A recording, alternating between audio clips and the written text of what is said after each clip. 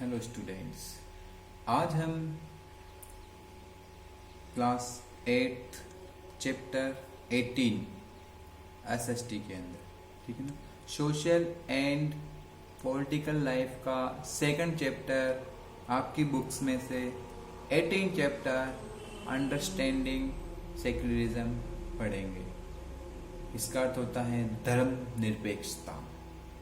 देखिए, लेसन शुरू करने से पहले मैं आपको एक छोटा सा किस्सा बता देना चाहता हूँ कि मान लीजिए आप अमेरिका के अंदर हैं, आप हिंदू हैं या मुस्लिम हैं और अमेरिका में आप गए हुए हैं, जो ईसाई प्रधान देश में आप रहते हैं, और वहाँ पे जब आप जाते हो बहुत सारा पैसा है आपको, आपके पास वहाँ की नागरिकता भी है, उसके बावजूद यदि आप कहीं पे मकान लेते हो तो कोई मकान आपको नहीं मिलता, कोई रूम आप रेंट पे लेना चाहते हो वो रूम आपको देने के लिए तैयार नहीं होता, और आपके साथ हीन भावना की दृष्टि से आपको देखा जाता है, तो आपको उस समय कैसा महसूस होता है?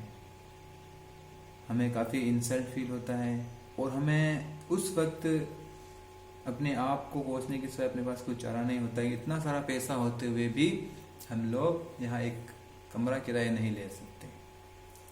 वो होता है सेक्युलरिज्म। देखिए, धर्मनिरपेक्षता, जिसका कोई धर्म नहीं होता है। इस लेसन में अपन पढ़ेंगे learning point, what is secularism, separation of religion from states, secularism in India and USA, एक कंपैरिजन, दोनों में कंपैरिजन करेंगे, ठीक है। देखिए, history provides us with many examples of discriminations, exclusive and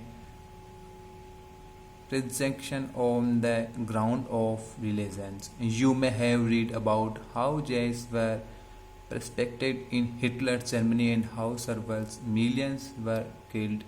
Now, however, the Jewish state of Israel treats its own Muslim and Christians monitored quite badly. In South Arab, non-Muslim are not allowed to build a temple, church, etc. and nor can they gather in a public place or place.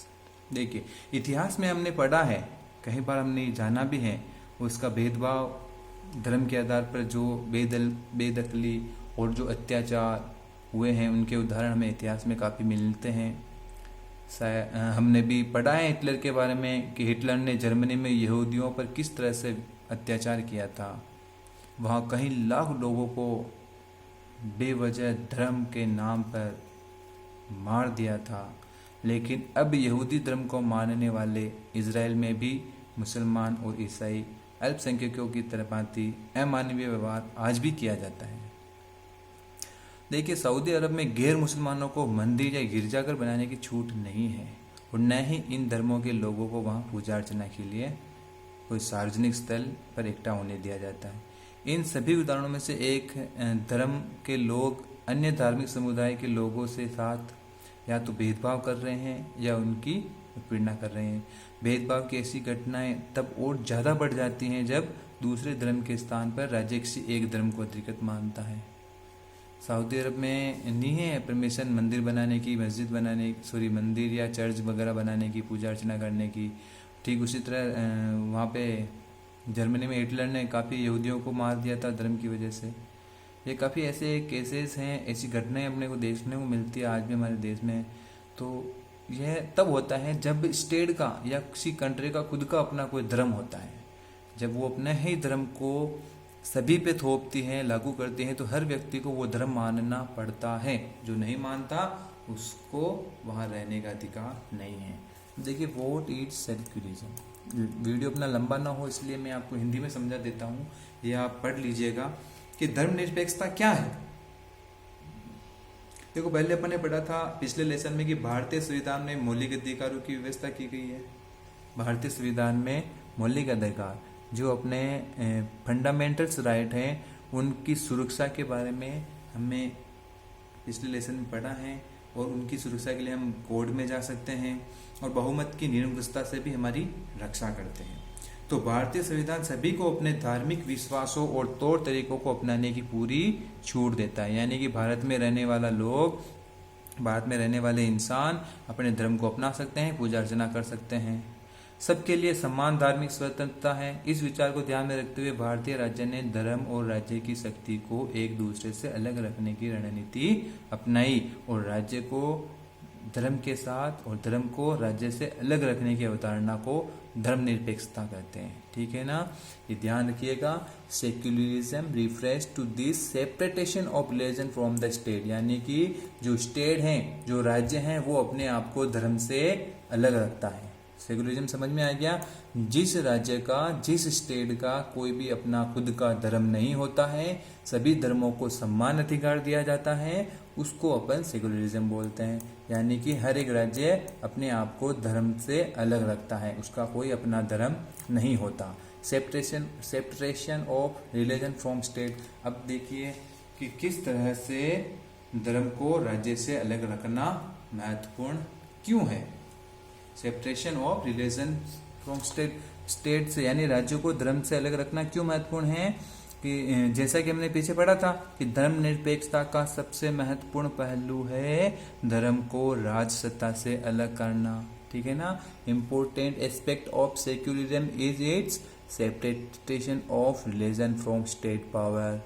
राज्य की शक्तियों से बिल्कुल हमें अलग रखना है और एक लोकतांत्रिक देश में यह बहुत जरूरी है, because this is very important for country for function democratic. हम एक लोकतांत्रिक देश में रहते हैं और इसके लिए ये इम्पोर्टेंट है कि उसको स्टेट से अलग रखा जाए।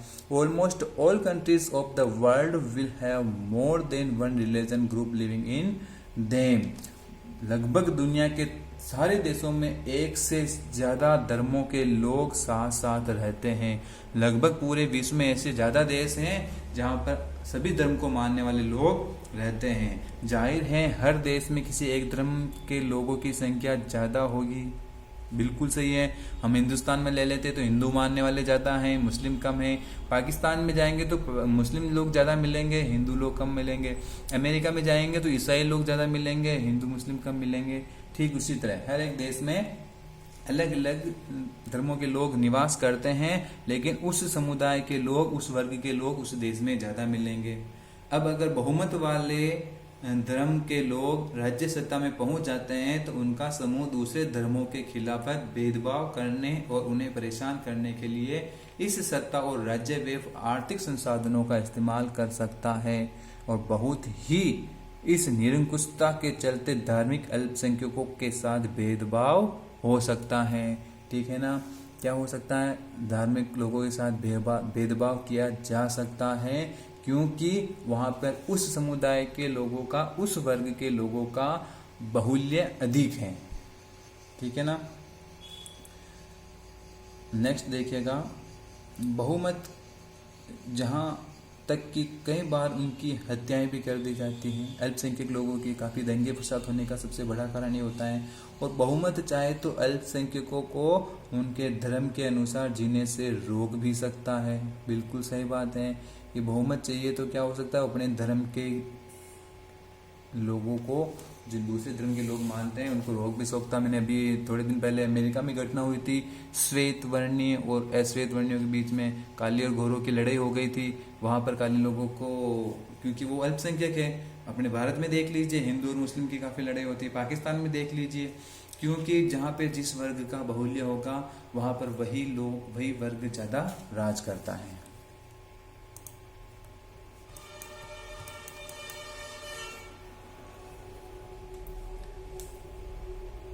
और हम देखेंगे कि बहुमत का निरंकुश होना और मौलिक अधिकारों का हनन होना यह तो एक आम बात हो गई और यह एक अहम कारण भी है जिसके चलते लोकतांत्रिक समाज में राज्य और धर्म को अलग अलग रखना इतना महत्वपूर्ण माना जाता है। इसलिए हम राज्य में धर्म को और राज्य को अलग अलग माना जाता है। हम देखिए, आइए इस बात को हम अच्छी तरह से समझ लेते हैं कि छुआछूत की प्रथा थी, पहले थी। विचार करो आप, पहले छुआछूत की प्रथा थी तो संभवतः आपको हिंदुओं के बीच प्रचलित यह प्रथा अच्छी न लगती थी। सही है, हिंदुओं के बीच में पहले छुआछूत की भावना थी, लेकिन रिलीजन टीचिंग्स डिफरेंटली, तो वह छुआछूत की भावना हमें अच्छी नहीं लगती थी। तो हम उस जो अनटचेबिलिटी थी उससे हम क्या होना चाहते थे, फ्रीडम होना चाहते थे। तो हमने क्या किया, काफ़ी संघर्ष किया और हमने प्रचलित यह प्रथा अच्छी लगती है और हमें कोशिश भी की और इस प्रथा को हमने बंद किया।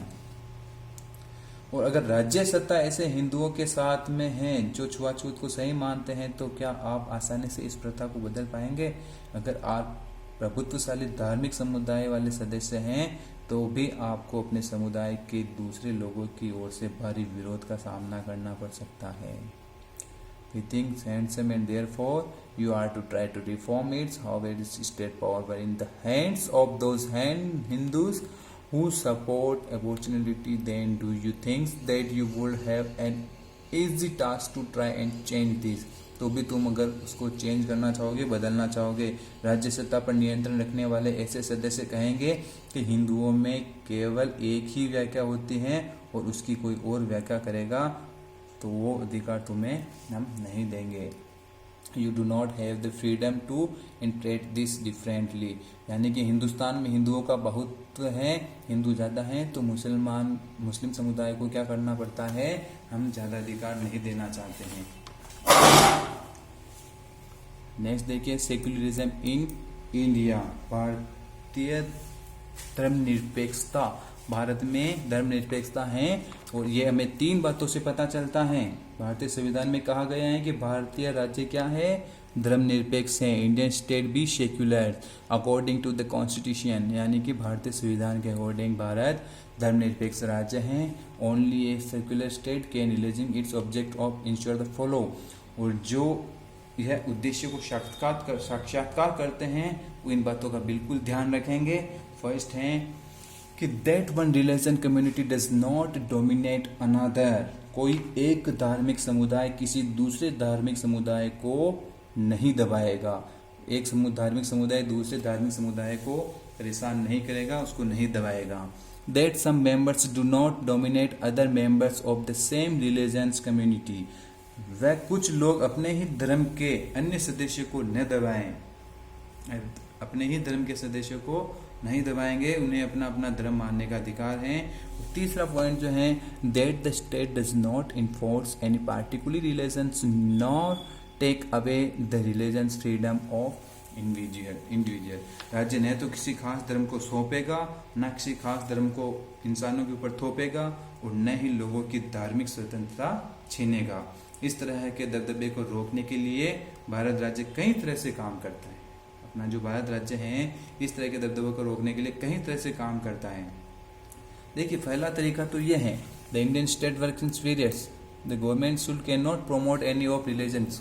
जो भारत है वो किसी भी धर्म को प्रमोट नहीं करता, किसी भी धर्म को आगे नहीं बढ़ाता, ना ही वो मॉर्निंग प्रेयर और थ्रोट रिलीजन्स सेलिब्रेशन, और ना ही भारतीय धर्म में किसी सुबह की प्रार्थना के बारे में या किसी के बारे में ऐसा कुछ दिया हुआ है। This rule does not apply to private schools, और यह भी रूल्स हैं सभी प्राइवेट स्कूल में कभी फॉलो नहीं होता है कि आपको एक ही समुदाय एक ही धर्म की प्रेयर करवानी है। भारतीय राज्य की बागडोर न तो किसी एक धार्मिक समूह के हाथों में है और न ही राज्य किसी एक धर्म को समर्थन देता है। भारत में कचहरी ले लो, थाने ले लो, सरकारी विद्यालय ले लो, दफ्तर ले लो, सरकारी संस्थाएं ले लो, ये किसी खास धर्म को प्रोत्साहन देने या उसका प्रदर्शन करने की अपेक्षा नहीं करती हैं। अपन देखते होंगे, कभी कोर्ट में गए होंगे, किसी दफ्तर में गए होंगे, तहसील में गए होंगे, नगर पालिका में गए होंगे, कभी वहाँ किसी धर्म विशेष की प्रार्थना नहीं होती है। यह इस बात का उपयुक्त उदाहरण है कि हम भारतीय धर्मनिरपेक्षता का दूसरा तरीका अपनाते हैं। देखिए, सबसे खास चीज़ है कि यहाँ पे एक उदाहरण दिया हुआ है,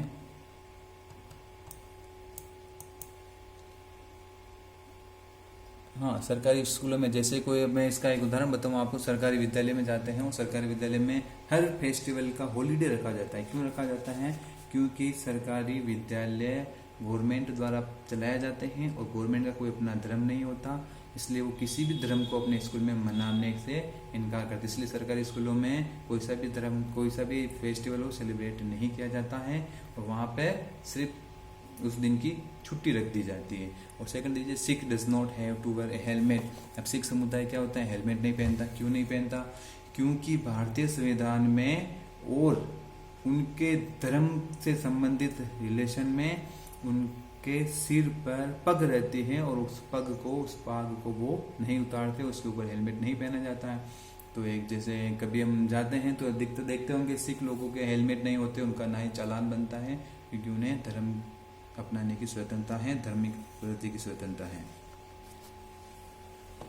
और third way in which Indian secularism work of private and dominating listen earlier the third state, आप पढ़िएगा, इसकी हिंदी में समझा देता हूँ।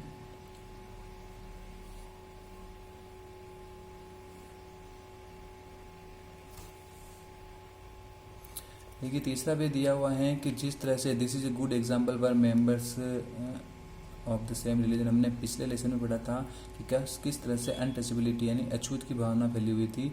ठीक उसी तरह इस एग्जाम्पल में ये बताया हुआ है कि पहले क्या होता था, अपर कास्ट हिंदू होते थे, उच्च जाति के लोग हिंदू लोग वो क्या करते थे, लोअर कास्ट जाति के लोगों को हमेशा नीचा देखते थे, उनके साथ हमेशा लोअर यानी कि निम्न व्यवहार करते थे। तो ये लोअर कास्ट के लोग आ जाते थे, वो फिर इनको भारतीय संविधान में इंडियन कॉन्स्टिट्यूशन में क्या दिया था, इनको अनटचेबिलिटी को समाप्त किया गया था और सभी को समान अधिकार दिया गया था। तो ये भी हमें सेक्युलरिज्म की परिभाषा के अकॉर्डिंग एक अच्छा सा उदाहरण दिया हुआ है कि भारत में अलग अलग धर्म को मानने वाले लोग रहते हैं, इनको ये सारा अधिकार भारतीय संविधान ने दिया है, भारत का अपना कोई धर्म नहीं होगा।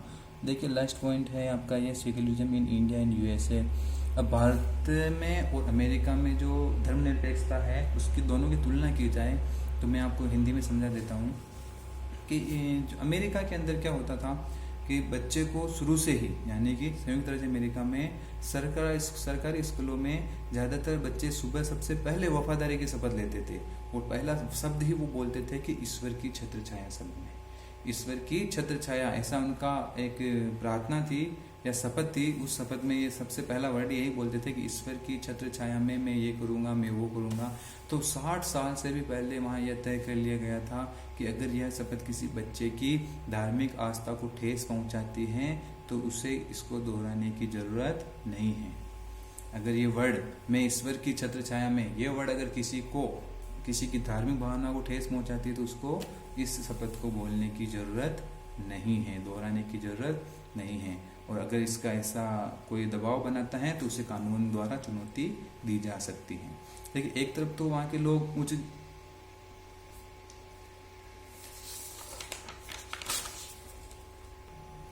भारत में हर एक संस्था अपने धर्म की संस्था खोल सकती है। भारत में सभी धर्मों के लोगों को अलग अलग संस्था बनाने का अधिकार है और उस संस्था को सरकार द्वारा रियायत भी दी जाती है और हेल्प भी दी जाती है।